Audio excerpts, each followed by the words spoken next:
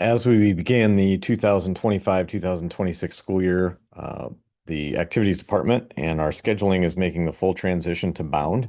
As many of you know, the last couple of years we've been partially working in Bound with our school today as our major um, location for all of our information as it relates to calendars and subscriptions to calendars, and all our activity scheduling. Well, this year we will fully transition into Bound, and we'll look to continue to make improvements as we go. So we're really excited about this transition, but we also know anytime there's new software that gets used, it becomes another issue to be able to share further information with individuals in terms of how they access information. So first of all, we want to talk about calendar and finding schedules as it relates to Bound and the activity scheduler. So the first thing that I'm going to do is some people may wonder how you can go ahead and take steps to be able to find Bound.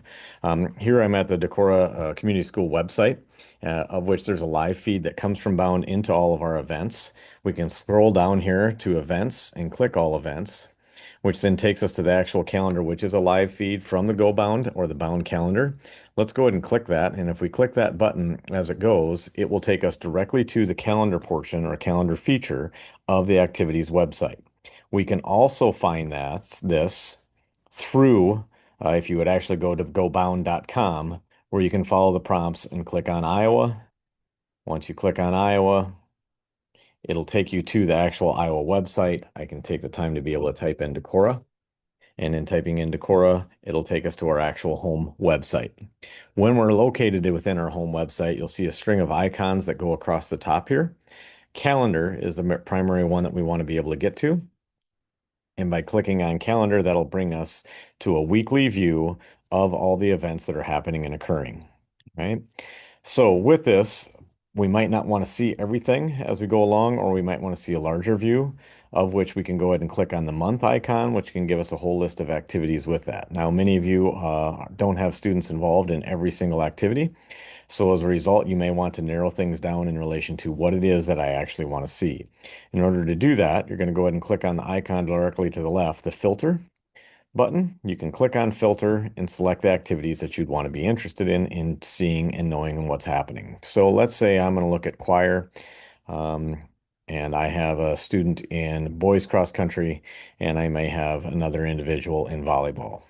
So I can click each one of those icons as they go, and it'll begin to list things out within this actual calendar that relate to those events that we're interested in making sure we see. So we can see the entire month of August as we get laid out. I can flip to the next month and go ahead, right? And we can see that there's actual choir activities that are happening and occurring and are listed out in addition to the full volleyball schedule as it exists. All right. We can also add tags to this as far as other different specific information as it relates to activities. The tags are going to be where our activities are actually listed and how they come out and how they get listed, right? Some of this might be a little bit more overcoming, and let's say I want to make sure that I'm ready to subscribe or get an actual link that will go connect directly to my Google Calendar. All right. This can be done by hitting, as I went back here quickly, the subscribe icon over here on the right-hand side. I can go ahead and click subscribe, and I can select the same activities that we're at. It has school events already clicked. And like I said, I think we said boys cross country, um, choir, and volleyball were other information that I wanted to be able to see because I've got someone involved. Now, if I say volleyball, I only have a freshman volleyball player, I could only see the freshman volleyball schedule, or I can see all of it. All right. I can generate a calendar link on the bottom. It clicks the calendar link, and I can either copy the calendar link, or if I actually subscribe with Google, or if I use an Apple Calendar, it will send me the direct information with a live feed directly into my account from my Google account for that. It's just a nice feature.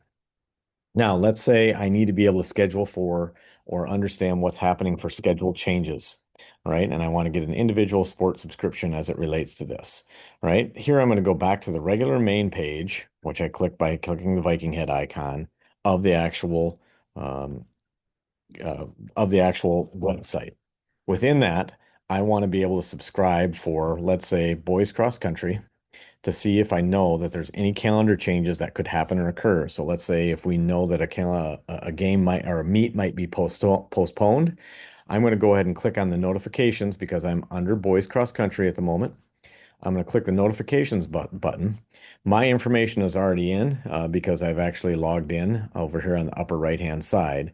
But here, if I just want to be able to see postponements and cancellations, I can go ahead and click that I would receive notifications. I click save, and it'll send me a text message for every schedule change that would occur for boys cross country.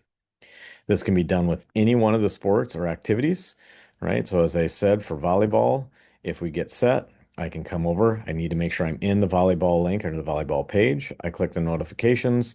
I can click postponements, cancellations. I can also click on ticketing for events, so then I can get a notification once ticketing has been open for any event if I want to be able to purchase my tickets online.